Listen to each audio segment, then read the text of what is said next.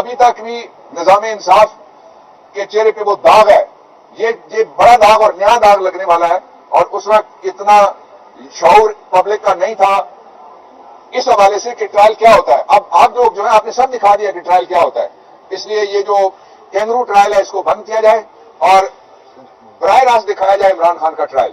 اس لیے کہ جو شاتیں وہاں لکھی جا رہی ہیں وہ ساری رپورٹ ہو رہی ہیں, سارا سوشل میڈیا بھرا ہوا ہے کہ فلانے گواہ نے یہ کہہ دیا. اور اس میں کون سا ایٹم بم کا فارمولہ ہے جو بیان ہو جائے گا تو لوگ گھروں میں آلو گوشت پکانے کی بجائے اور چنے پکانے کی بجائے ایٹم بم گھر میں بنانا شروع کر دیں گے. ایک مذاق ہو رہا ہے, ایک بہت سیریس مذاق ہو رہا ہے, سنجیدہ مذاق ہو رہا ہے, ظالمانہ مذاق ہو رہا ہے, بےرحمانہ مذاق ہو رہا ہے جو ٹرائل ہے عمران خان کا.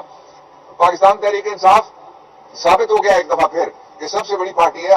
قیدی نمبر 804 آپ یاد رکھیے گا سارے کہ جب بھی عمران اور کپتان اور قیدی نمبر 804 کی آواز باہر نکلے گی میدان کھلاڑیوں سے بھر جائے گا. باقی ایف آئی اے یا پی ٹی اے یا پیمرا یا کوئی اور ادارہ ہے اس کو ایسے کرنے چاہیے کہ لوگوں کی آزادی اظہار متاثر نہ ہو, اور جو صحافی ہیں وہ آزادی اظہار کا ایک بڑا ذریعہ ہے. اس لیے مجھے خوشی ہوئی ہے اس فیصلے میں ذاتی طور پہ.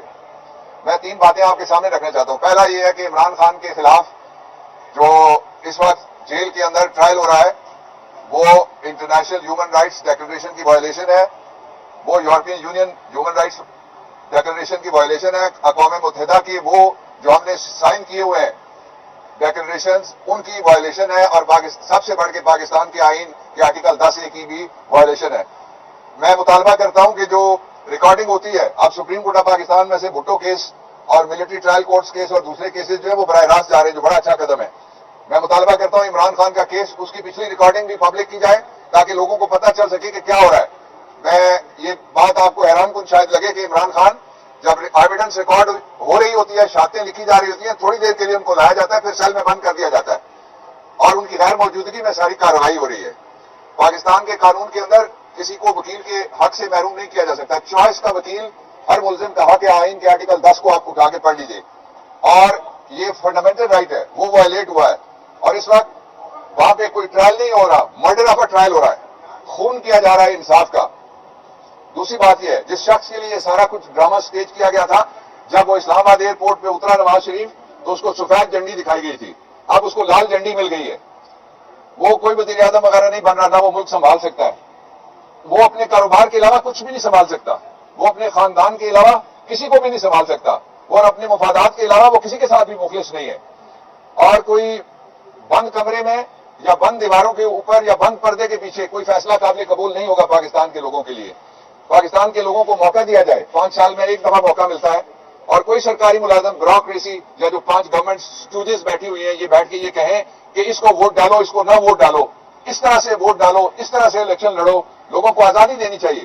یہ آزاد ملک ہے, اس کا آئین آزاد کیا جانا چاہیے, اس کے میڈیا کو آزاد کرنا چاہیے, اس کے نظام قانون و انصاف کو آزادی سے کام کرنے دینا چاہیے.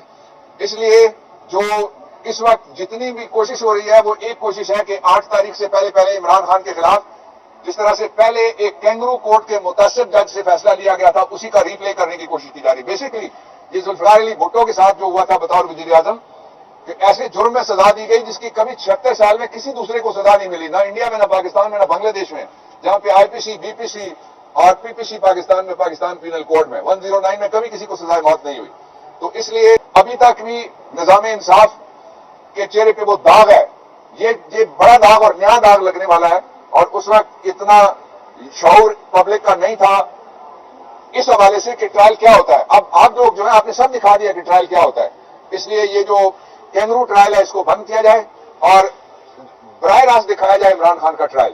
اس لیے کہ جو شاتیں وہاں لکھی جا رہی ہیں وہ ساری رپورٹ ہو رہی ہیں, سارا سوشل میڈیا بھرا ہوا ہے کہ فلانے گواہ نے یہ کہہ دیا. اور اس میں کون سا ایٹم بم کا فارمولہ ہے جو بیان ہو جائے گا تو لوگ گھروں میں آلو گوشت پکانے کی بجائے اور چنے پکانے کی بجائے ایٹم بم گھر میں بنانا شروع کر دیں گے. ایک مذاق ہو رہا ہے, ایک بہت سیریس مذاق ہو رہا ہے, سنجیدہ مذاق ہو رہا ہے, ظالمانہ مذاق ہو رہا ہے, بےرحمانہ مذاق ہو رہا ہے جو ٹرائل ہے عمران خان کا. پاکستان تحریک انصاف ثابت ہو گیا ایک دفعہ پھر کہ سب سے بڑی پارٹی ہے.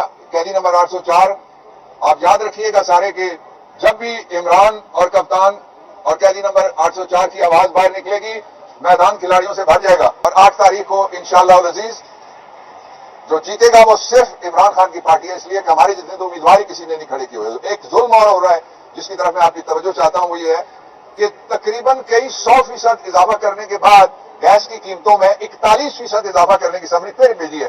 آپ کو کیا اختیار ہے؟ میں آپ سے پوچھتا ہوں. یہ جو بیٹھے ہوئے ہیں عارضی حکمران کے، آپ لوگوں کے گلے کاٹیں اور لوگوں کے چونڑوں کے اوپر لات ماریں آپ، اور لوگوں کو خودکشیوں پہ مجبور کریں، ماں اور والدین کو مجبور کریں کہ وہ بچوں کو مار کے خودکشیاں کریں.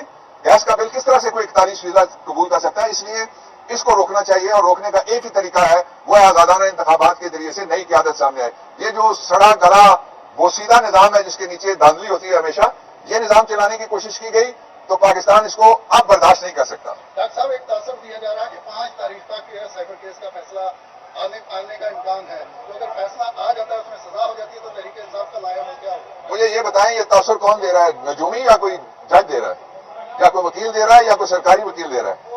یہ کوئی اسٹیٹ کاؤنسل دے رہا ہے یا کوئی اور دے رہا ہے؟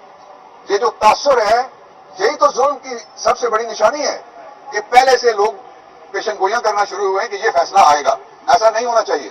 ہم پہلے ہی ہماری عدلیہ بین الاقوامی ریٹنگ میں کہاں کھڑی ہے؟ اگر ایسے فیصلے، ایک اور فیصلہ کینگرو کورٹ کا آ گیا عمران خان کے خلاف، تو اس سے باقی جو رہی تھی تھوڑی سی کسی جگہ کے اوپر اگر کوئی لوگوں کو اعتماد ہے، اس کو سخت ٹھیس پہنچے گی.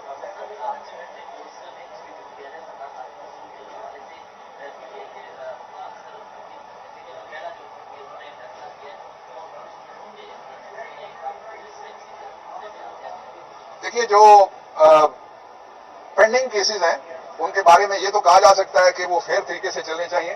ان کی ججز کے بارے میں کوئی کامنٹ نہیں کرتا. جو اقدامات باقی ایف آئی اے یا پی ٹی اے یا پیمرا یا کوئی اور ادارہ ہے، اس کو ایسے کرنے چاہیے کہ لوگوں کی آزادی اظہار متاثر نہ ہو.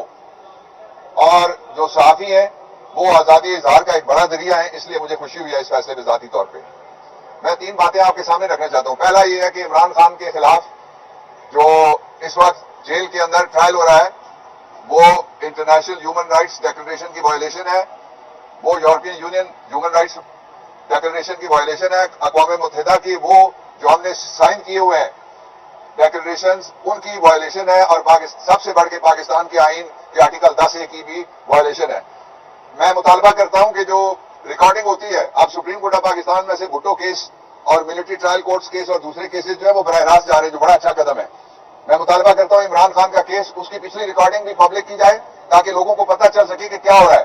میں یہ بات آپ کو حیران کن شاید لگے کہ عمران خان جب ایویڈنس ریکارڈ ہو رہی ہوتی ہے، شہادتیں لکھی جا رہی ہوتی ہیں، تھوڑی دیر کے لیے ان کو لایا جاتا ہے، پھر سیل میں بند کر دیا جاتا ہے، اور ان کی غیر موجودگی میں ساری کارروائی ہو رہی ہے.